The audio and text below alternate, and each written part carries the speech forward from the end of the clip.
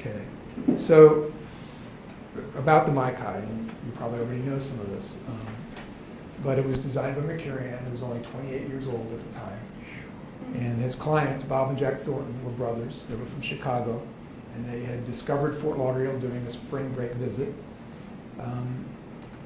Their discovery of Fort Lauderdale probably triggered some kind of excitement because they were already inspired by the landmark tiki concept in a restaurant bar in Chicago known as Don the Beachcomber, which was founded by the restaurateur Don Beach.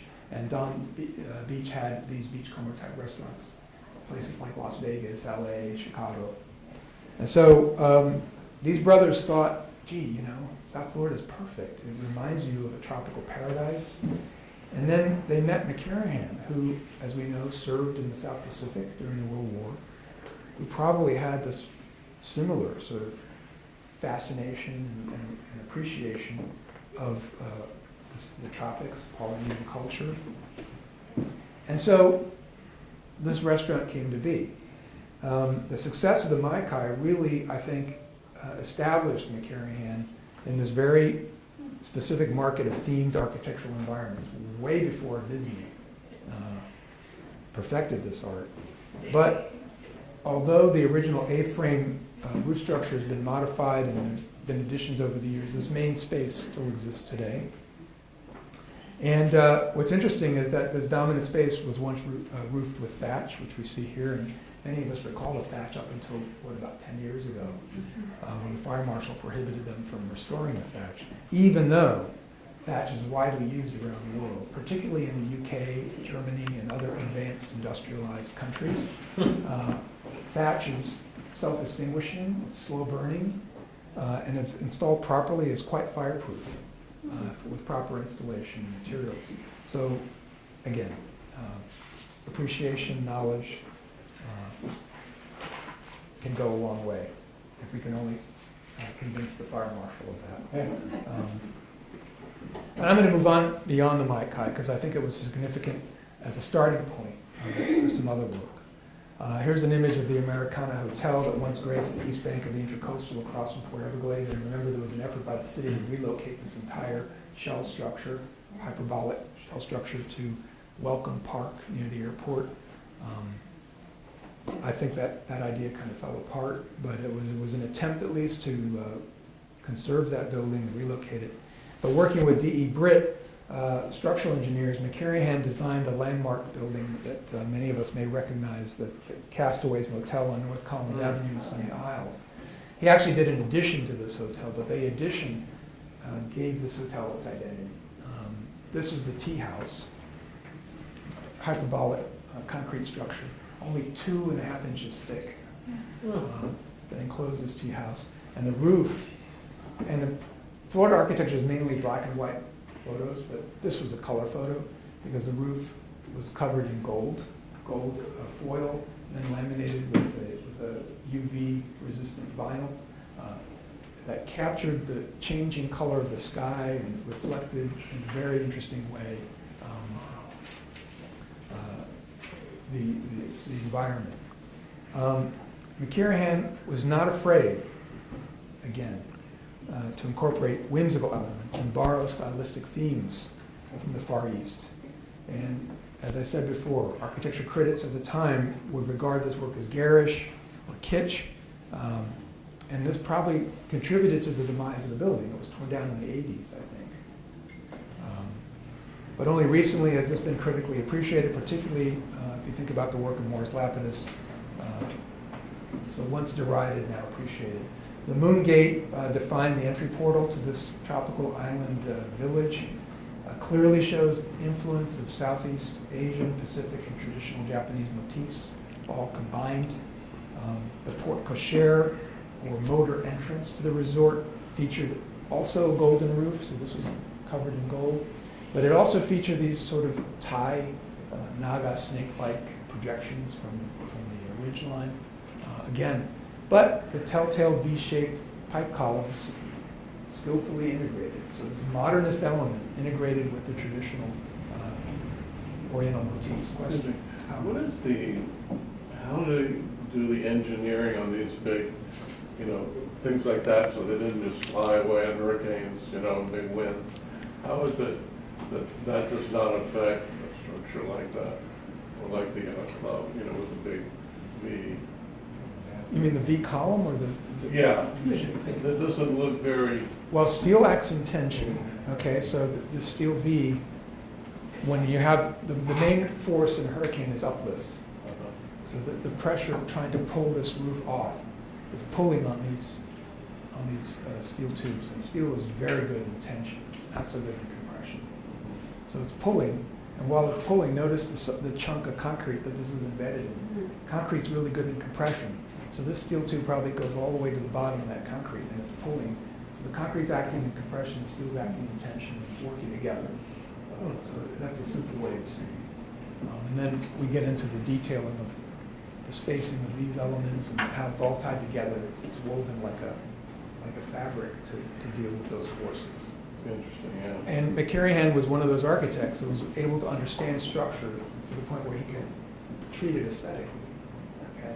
So he understood the basic principle of the structure, worked with some of the top engineers, and developed his aesthetic based on those ideas.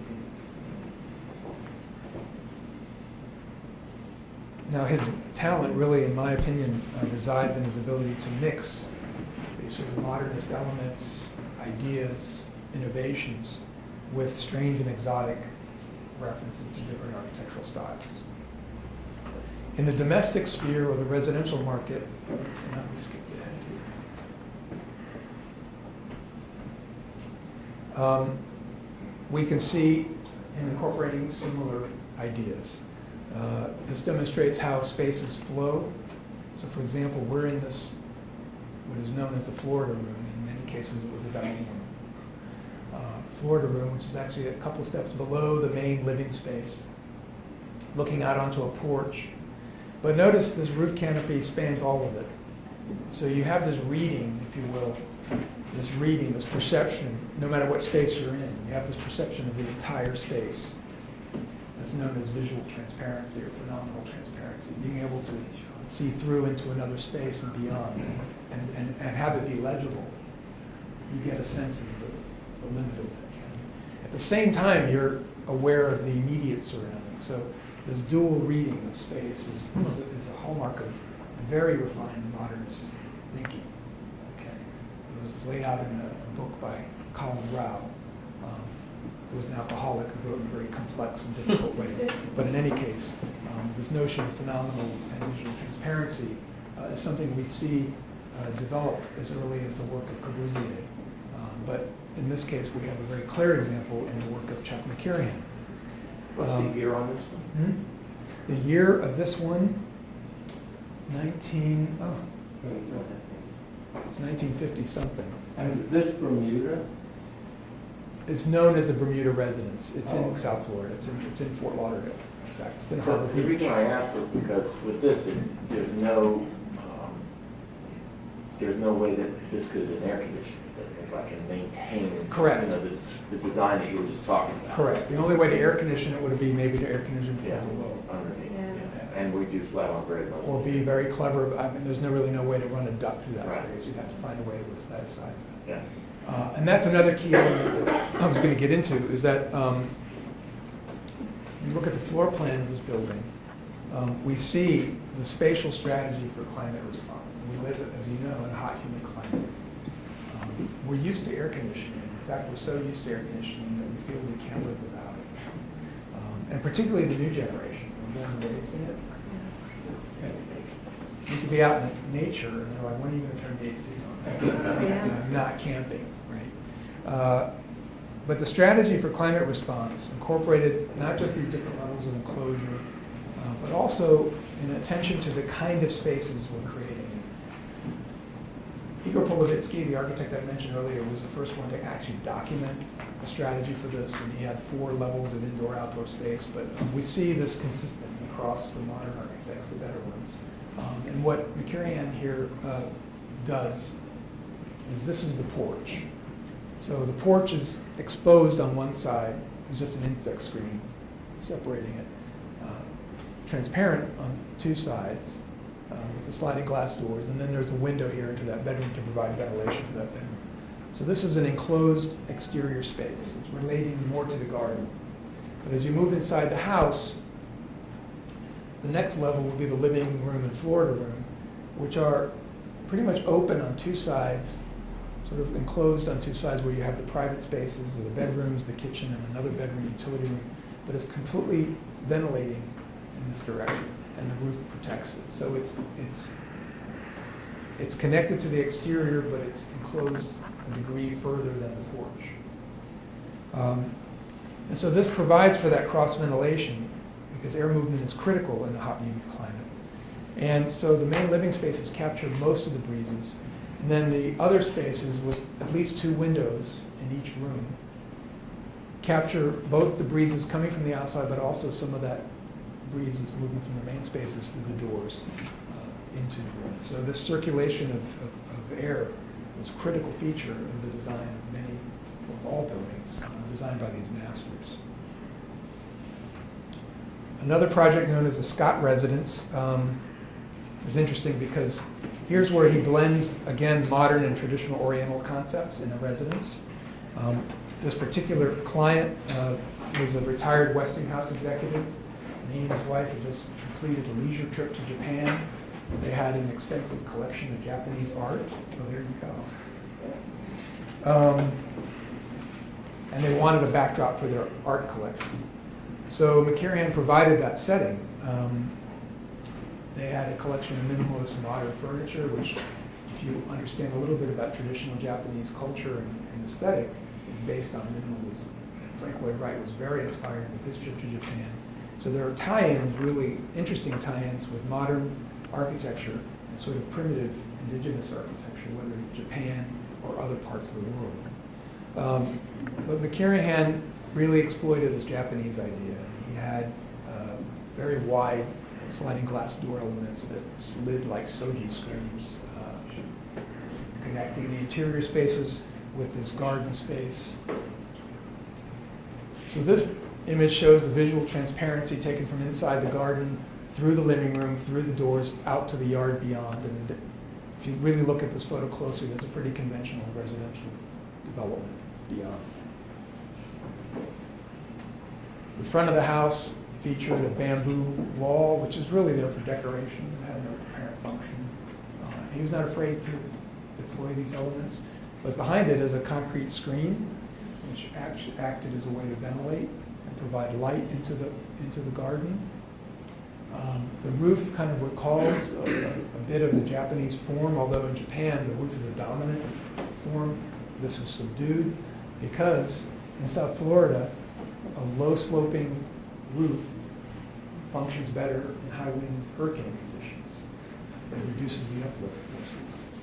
If it's too steep, you start to get too much pressure on those roofs. What neighborhood is this in? Harbor, no, wait a minute, the other one was Harbor Beach. I don't know exactly what neighborhood this is in.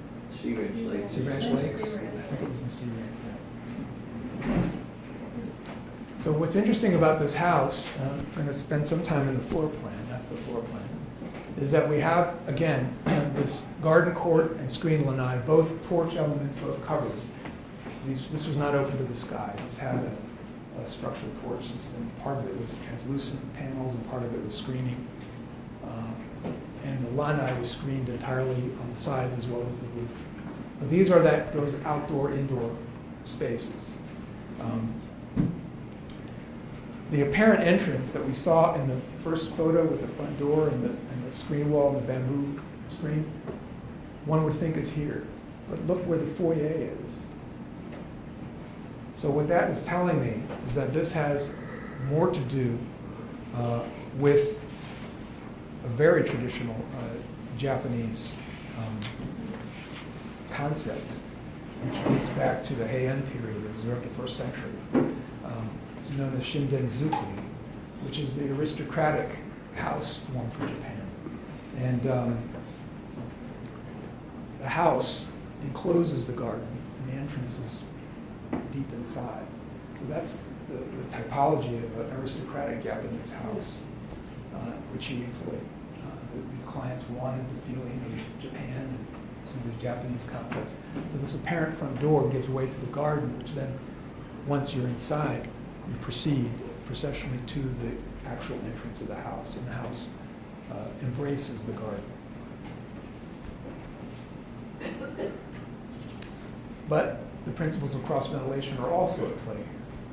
So rather than a solid wall, which you would find in traditional Japanese, with the gate and the main gate in front of it, you would find this is a wall that's perforated to admit air, to encourage cross-ventilation. Again, two windows, at least two windows in each room. Dominant air movement as well as alternative air movements throughout.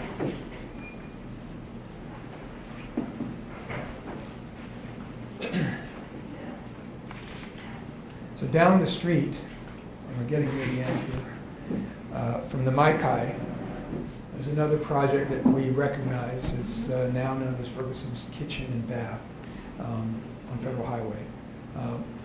This is the original sketch, which I love, not only because it captures the building, kind of the concept of the building in an elegant way. We see here that he probably intended this to be a concrete structure. This is pretty much a folded concrete plate. It's kind of angles back a little bit, tilts out toward the street, sort of in an upward direction, and then curves up. And then the sign was another ribbon of concrete with the lettering of Castle Convertible spanning across that. But what's wonderful about this rendering is this sort of jet flying, the car with the fins exaggerated. It really, really captures the exuberance and the optimism, right? The fascination with movement, with modernity, with progress. And that's part of my personal love for mid-century architecture. I guess it brings me back to my childhood where we had this optimistic view of the future. And I think that this rendering kind of implies a lot more than just the concept for the building. The reality is that the building was actually constructed of steel, not concrete, probably for economy's sake. But he didn't shirk from that budgetary constraint. A straight pipe column, but an angled one. This is where the glass was incorporated. And these angled pipe columns were hidden again between the mullions, so you didn't see them. But what that did was create, these held up big girders that were tapered to a very thin edge at the end. And they got deeper and deeper as they got back. And here he incorporated the air conditioning system in the back here. It was distributed to this plenum and out into the space. But what he did was create this vast, uninterrupted space to display furniture. You have all these little different settings, and as you do today, you go to Ferguson's and all those different settings. There's not a single column to interrupt that. So it gives complete freedom to the owners of this shop to rearrange their displays. So we have a very clear modern concept and a very clever and skillful combination of structural elements to achieve that. Again, a signature of McKirahan's talent and ability. Finally, we look at a landmark building. The Birch Tower was the tallest building in Florida north of Miami at the time it opened in around 1960. We see the familiar V-shaped columns in the rendering here. Kind of fuzzy, but here you see one, and there's a few others. These are really just kind of holding up elements of the facade. There are more conventional structural elements within, particularly around the stair tower. What's interesting about this building is that of his work, this one starts to connect with not Polynesia or Japan, but with Brazil. So he took a trip to Brazil and met Lucio Costa and the architects of the time. So he was influenced with what's known as Carioca modernism, this sort of branch of Corbusian modernism that took root in Brazil, and developed this project along those lines. But again, apart from just pure modernism and dealing with modern techniques and modern aesthetic, he wasn't afraid to bring in Italian marble and fine wood and sort of create this environment which would have been regarded as kitsch and garish by the mainstream modernists, particularly the pattern on the floor and the mirrored column elements. But I have to say that This ornate lobby, which is consistent with his sense of style, was designed really to appeal to the jet set more than the sophisticated avant-garde or the mainstream modernists. Again, he wasn't afraid. He was the kind, I would imagine, and I think it was verified, he was a fun guy. He had a sense of humor, and he was comfortable with that. But hotel and real estate promoters really saw value in his work because they were out to promote the star power to call attention to their projects. And his architecture played its part to make buyers and visitors who use these buildings feel themselves like pampered stars. And that was part of the appeal of his work. So the work of McKirahan provides an insight into life in Broward County in South Florida in the mid-20th century. We see that, I hope we see it as inseparable from its context, in terms of its relation to landscape, the use of materials, and its adaptation to climate. We also see it in terms of how it identifies with place, both in terms of climate, but also this idea of life in the tropics, okay, how his work really helps us understand that. And then it also conveys this idea of a new aesthetic. Modernism, very rigorous modernism, but combined with kind of the exotic. Okay? So this makes his work stand out and therefore valuable. I was asked to do an addendum by somebody in the room. I think he's still here. I had just come back from a trip abroad, a very foreign place in the Himalayas, Bhutan, and I was asked to compare Bhutan to McKirahan. So I will oblige. Only 2 slides. I ask you how we might consider the architecture of Bhutan in the same way. Is it inseparable from its context, its connection to the land, its use of materials, its response to climate? Does it identify with place, local culture? That's an interior view of a residential project in Bhutan. The traditional architecture of this country in the Himalayas is very much tied to its place, to its culture. And I would say, in its own way, it's doing the same thing that Chuck McKirahan did in South Florida. We can't separate this architecture from Bhutan as much as we can't separate Charles McKirahan's work from South Florida. Thank you very much.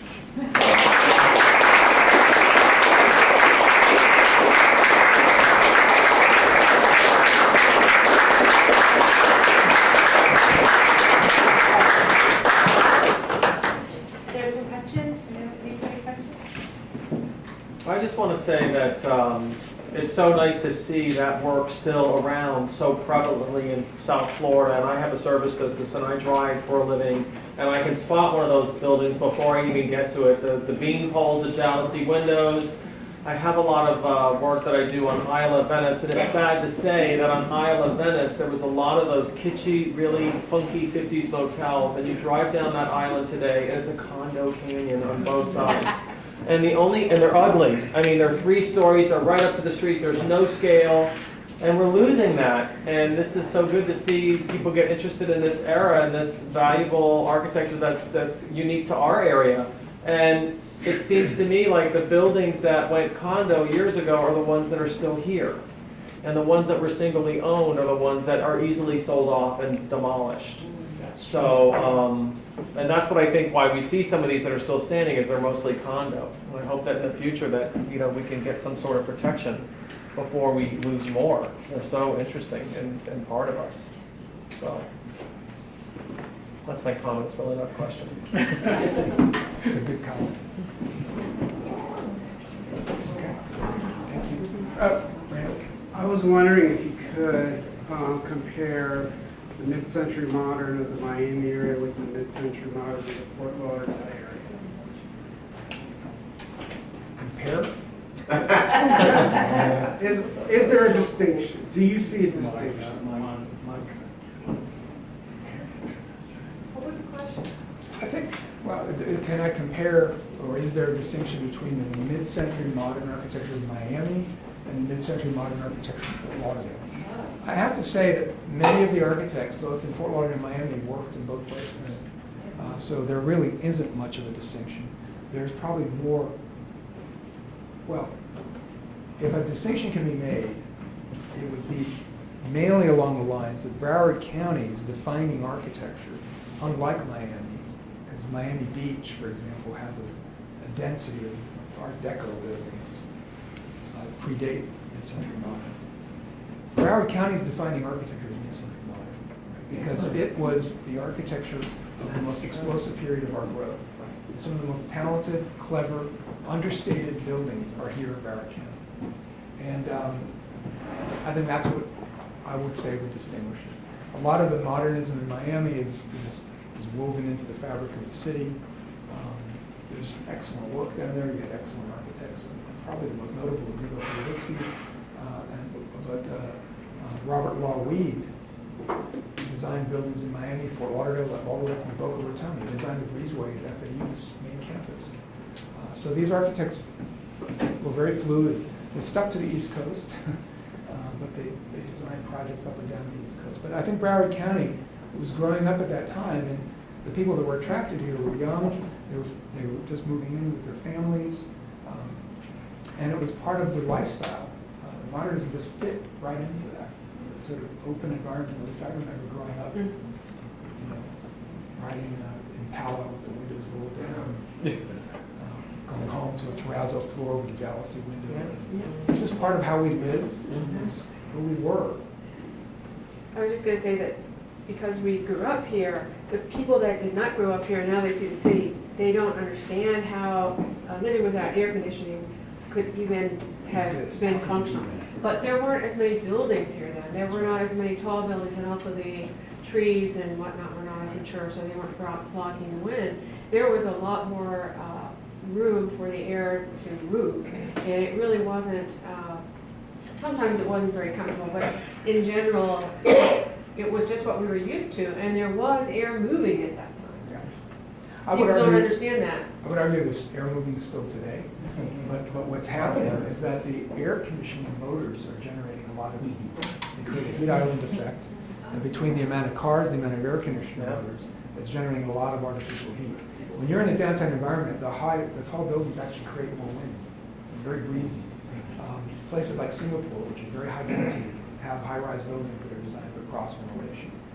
So a lot of the principles that McKirahan and others were working on are still valid today for high-rise construction.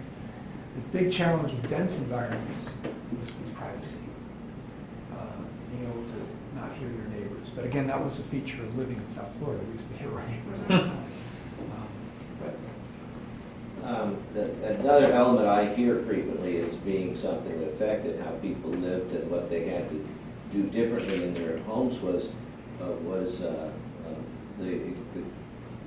how many bugs there were at the time. Other than screens, was there any innovation in the 20th century in design that dealt We were with just bugs? talking about that. I was just mentioning my dad taking Oh, I came in late. and smacking the back of my mother and the bug fell down. Well, bugs were part of living here. And just screens was the only thing they could do. Today you see things where air is coming down from the front door, and I don't know if that's been worked in the home designs, but with air conditioning we don't need it. But in the days of when those of us whose parents lived here, Insect screens Something and can be keeping done your with house screens. clean. And just sometimes just occasionally dealing with the bug. clearing mangrove, they cleared a lot of stagnant. Well, you're talking about mosquitoes. Yeah. Oh, that was easy. You would just spray DDT. Clouds of DDT. Cooking procedures, but that is what they did. Yeah. What do you think of the best neighborhoods that have the greatest concentration of mid-century modern architecture? Well, I think those maps that I showed you from 1940 to 1970, that span anywhere in that whole realm, pretty much. Even the sort of developer housing was pretty clever. All the architects, including Levitsky, designed, and another architect by the name of John Crowell, they all were involved in this project to design affordable housing. So they would call them the economy house, because everybody recognized It was very zoning. It was very zoning in a way. And these were very clever, beautiful, elegant little 2-bedroom houses, bungalows. Great water serve. that have Great all water. these principles incorporated into them. There's one in Victoria Park that is a Crowell house that is beautiful, still standing. It's a stone wall and a plane, the living room, kitchen. There's no dining room where you eat, but and 2 bedrooms. And it's just such a simple, elegant little house, but it encapsulates all of these ideas. Clearly, you need to have the garden space, right? Both for the wind, but also to have that indoor-outdoor connection, which is a big feature of living in South Florida, this connection to the garden. But I would say anywhere in that zone, as a concentration, like North Beach has actually got a pretty good collection of mid-century modern. If you look at the the street layout of North Beach, it's very similar to Miami Beach. The only difference is there are no alleys. And the relationship, it was designed more for the car. But that was by intention. The city planner for Fort Lauderdale at that time laid out in the preamble to the city plan that Fort Lauderdale would distinguish itself from the garishness of Miami Beach and the austerity of Palm Beach, and have this sort of laid back, that wasn't the word used, but that laid back kind of homey atmosphere, which is what Fort Lauderdale intended for itself. And that kind of lended itself to this mid-century modern idea of easy living, carefree living. So that, I think, combined from a planning perspective as well as the architectural perspective, is attitude that encouraged this type of architecture and style. Where does the Pier 66 fit into the mid-century modern? That's kind of theme? late. It's late in the game. It's a theme building. It's all based on the number 66. Fantastic project. Not only the tower, but the low-rise units alongside it. Right. It's incredible. Little screen walls that go up like 2 floors or 3 floors. Would you consider that mid-century modern? Yeah. Yeah. It's Just like a later period, right? Yeah. While it's sad to see so many of the buildings that McKirahan designed are gone, there's a real wealth of buildings that have survived. Any ideas on how to maintain them in the future? Because we've just seen what happened with the Times Square Shopping Center. Yeah. Slowly de-skinning it from the original.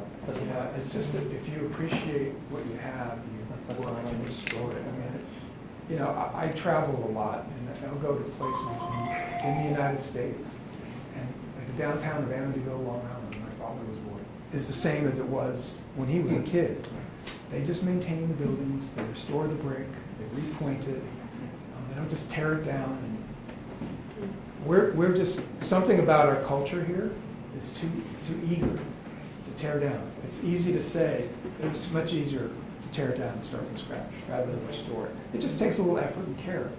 Somebody said on Randall's Facebook affinity group the other day, if you care about it, buy it. That's true. And if you care about it, you take care of it. There she is. Yeah, well, and I that really resonated with me.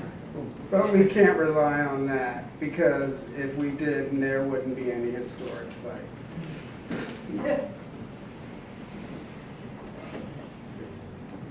But it is a process. It begins with awareness and understanding, appreciation. Clearly, the people who bought Castro Convertible appreciated it. And I applaud them for what they did. It's a great example.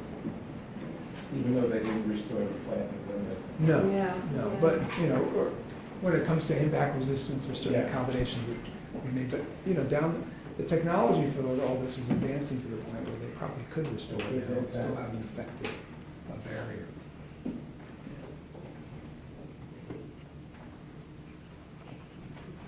Thank you. Thank you.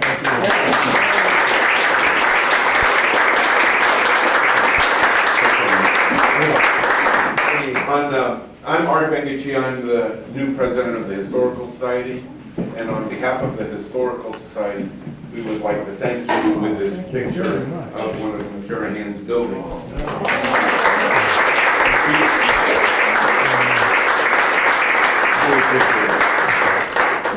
And if you would come up. Okay.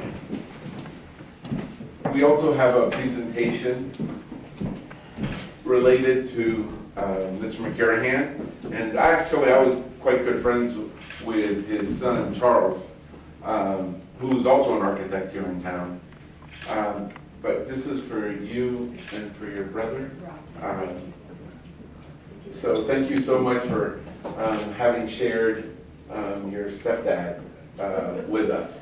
And if you enjoyed the program, I hope you all become members of the Historical Society. You do get a reduced rate for these lectures, and it helps us provide additional programming for you all in the future. And we hope to do this on an annual basis where we're looking at architects in this area and the built environment. Last year we did Francis Abreu. This year McKirahan. Stay tuned for who we get next. Arthur Marcus. I was the architectural consultant for Lauderdale by the Sea. And you did the bathroom. Yeah, yeah. Brandon,